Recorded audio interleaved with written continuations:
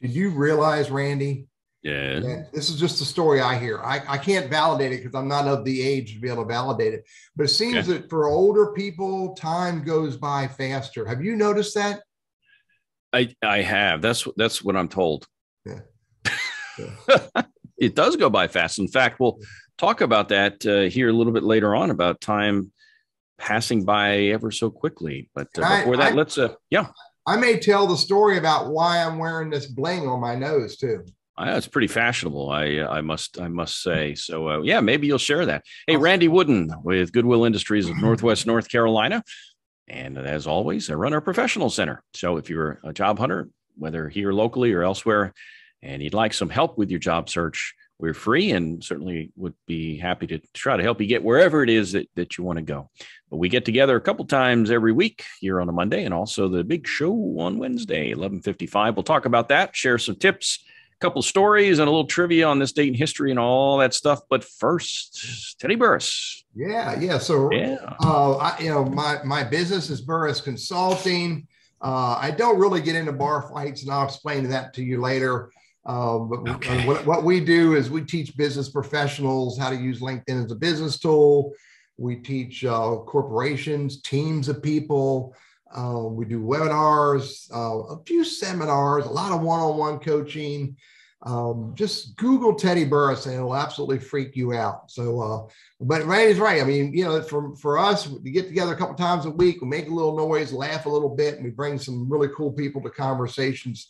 This week is no different. So we'll tell you about that in a little bit as well. But Randy is charged. A part of his employment agreement with the show is that he has to do this research every week. And then he has to share with us what he found.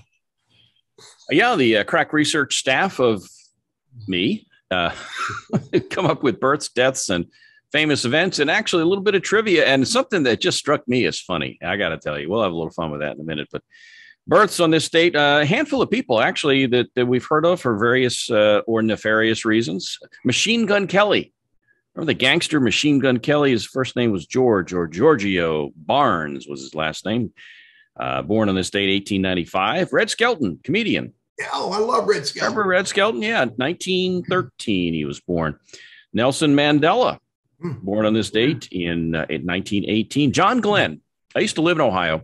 John Glenn was born in Cambridge, Ohio, which is kind of a crosshair area in Ohio where you've got I-77, the interstate going north and south, and I-70, the interstate going east and west. And it intersects in Cambridge, which is kind of a little hole in the wall, small community. But when you get near where those two major interstates combine, it's just like this metropolis of fast foods and hotels and everything else. But anyway, he was born there, but he made his home in New Concord, which is closer to where I lived in Newark.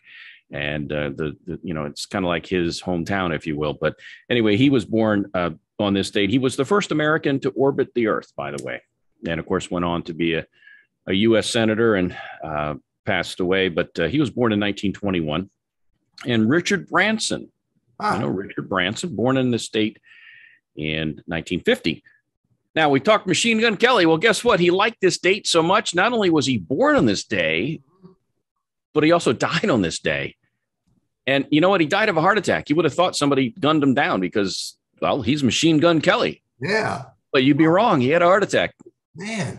Died on this day. Was he in a bar when he had a heart attack, or was he in some space? No, but he was 59. So that happened. And here's a little trivia for you. This fellow died at age 40 in 1814. His name was Matthew Flinders. Just rolls off the tongue. Matthew Flinders. So you won't get this unless you are a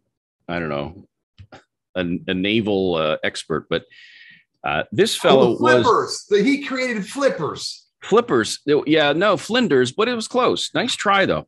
He was the first guy to circumnavigate. That means he went around. So for those that don't know more than three syllables. Yeah, circumnavigated Australia. So I guess, he either kept land on his left or land on his right and just kind of get round in a big old circle. But he was the first to do that. Yeah. And on this date in history, the year was 64, not 1964 or 1864. The year was 64. Yeah. You don't remember that year, do you? Isn't there a song when I turned 64? Yeah. We should talk about that later. But no, I don't remember 64. The Great Fire of Rome began under Emperor Nero. Well, somebody flicked a cigarette out the car window. You can sleep better at night knowing that happened on this date. All right, so here's 1968. The Intel Corporation was founded in California. But here is the goofy thing. And have you ever? You haven't done it, Teddy, because I know you would not do this. But I'm sure you've been a passenger in a car where you are unbelievably lost, and the driver says, "I got this, no problem. We'll just go a little further, and we'll know where we're going." Right? This is before all the GPS stuff. Yeah. Well, there's a guy named Douglas Wrong Way Corrigan. Did his mama named him that? Yeah, he earned this name on this date in 1938. Get a load of this. This dude took off in an airplane, 1938, from New York. All the way up there. He was going from New York to California, basically across our continent, right? He's going west. Yeah, over a lot of land. Yeah. Well, unbeknownst to him, 28 hours later, he shows up in Ireland. 20 across the Atlantic Ocean. Later, what kind of fuel tank did that airplane have? I don't know, but I'd look out and I go, well, there's a lot of ocean. We're supposed to be going to California. This poor dude ends up in Ireland. And so he'll be forever known as Wrong Way Corrigan. And now you know the rest of the story. I should say that in a different voice. Anyway, my story real quick. Time passages. Time goes by quick. My son's turned 35 last week. Cool. And I remember when I was 35, kind of.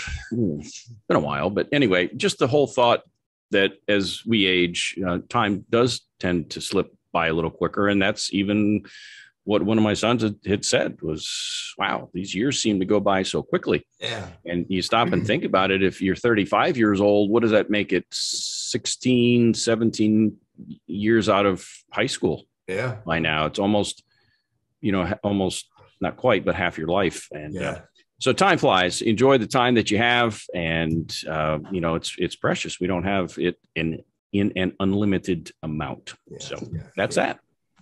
Most people, you're right. Most people do not have an unlimited amount of time. No. Including moi. So that's true. And my kids are like, actually, I think my oldest, Randy, is in her 40s. She just hit 40. Yeah. So, I get it. Hey, here's my story, and it's a PSA. And this time, the PSA stands for Public Service Announcement. Okay. This is, I'm wearing this as a public service announcement to remind everybody to take care of your skin. You only get one skin. And I don't think there's skin transplants. Patches, but you can't just, but look, when you go out in the sun, do what you should be doing to protect yourself. Wear sunscreen. Don't be a hard head like some people I know. Wear a hat. Don't be a hard head like some people I know. Otherwise, you end up at the doctor and they don't use little knives. They use a big knife and they whack off a piece of your nose and then they try to rebuild it for you. And I'm fortunate that I did not wait too long to get it taken care of. But take care of your skin. I now have a regimen where in my house, on the front door and the back door, there's a spray bottle of suntan. Sunscreen, okay, 7,500 proof or whatever the measurement is, So I spray it on my face, spray it on my head, and spray it on my arms, and then I also have two hats. I have a big floppy hat, and then I have a regular old baseball cap. When I go outside, I'm going to be a little more intelligent now, so I don't need to do this again. So that's one of those things that, as a guy who's follically challenged, I know of what you speak. In fact, I don't know whether you can see it right up here. Yeah. I done got me a dent in my head. I remember you telling me you had it done too, man. I had it done, before COVID. All right. So whatever, 3-4 years ago. But they go in and there's not a whole lot of meat there, if you know what I mean. So they go in and numb it right on the old scalp and just cut a hunk out, and it looked like I was wearing a golf ball on my head. I had that compression bandage. Yeah. But better to do that than not and let it get to the point where, it can kill you. So, good advice, folks. If think you're going to live forever, you ain't. If you don't take care of yourself, you ain't going to do it faster. Yeah. Hey, so this week, the Futurist. Yeah, this is going to be cool. And this is going to be cool because too many people misunderstand what a futurist is. And so Alex Floate is coming on the show, Floate. This will be show number 119. And the conversation is, what is a futurist and why are they important to us? And so it'll be a really cool conversation. A futurist really is someone who does research, does analysis. This is not somebody who just does, theory or, what's the word? Just making statements about what's going to happen in the future. Okay. It's going to be a good show. And Alex is a cool guy.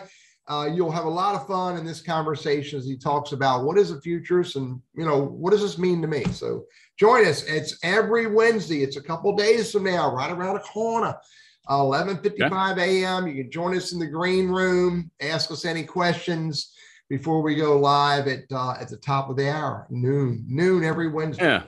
So he's not the guy that's going to tell us what lottery numbers to play. So he's not that kind of guy, right? And he's not one of these guys that has a bunker. Right. He doesn't have a bunker in his backyard. Right.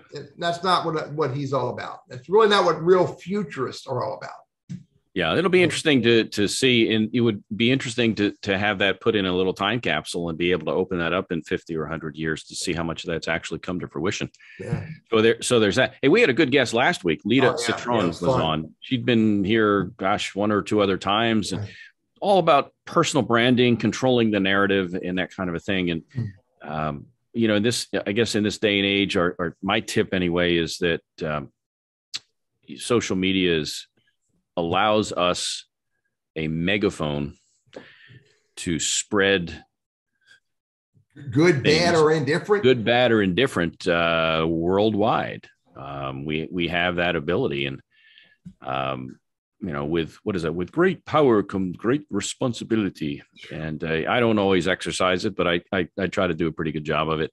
Point being, control what you can. I talk about controlling your time, your attitude, and that extends to, I would say, social media too. I mean, I like to horse around like that. And I love sophomoric humor and random stuff. And I put a lot of that out there, but none of that stuff's mean spirited. It's all in good fun and such. But I see so many people that just, in my view, step over that line. Yeah. And, it's a big world and you have the freedom to do that. But how does that impact your presence or your narrative or, your image and that kind of a thing? And that's what Lita talked about, is to be aware of that and to be purposeful in how you position yourself in the workplace or in the job hunt. Yeah. My edict that helps me to keep myself out of trouble, Randy, is never do, say, or engage on social media in ways that I don't want to be seen, heard, or perceived of in life. Good advice. So, I actually thought about creating a YouTube channel called the greatest statistics of the 21st century, and have all of the statistics be fake. Just for the fun of it. And when I started seeing what was happening in social media and what was happening with all the stuff that we read on social media and that's not real, I'm like, even if I'm going to do it in humor, I don't want to be a part of that world. Yeah, well, you'd be famous, and heck, you could be a fact checker, because it appears on the internet and it's got your name associated. You're a pretty upstanding guy. Well, 93% of all internet users know who I am. All in a good way. Hey, Teddy, look at the clock on the wall. It's about time. Let me give you my tip real quick. All right. My tip is this. Last week I joked about scammers. This week I'm being more serious. Do not respond to scammers. Sometimes the scam is just to get you to respond so they can validate your phone number or your email address. Do not respond to scammers. So that's my tip for the week. So, all right, buddy. Look, good chatting with you. You have a great great day. I'll see you in a couple of days, and we'll have a great conversation with Alex Floate. Look to the future. Look to the future. We'll do it. Buddy. Have a good one. See you, man. Yep.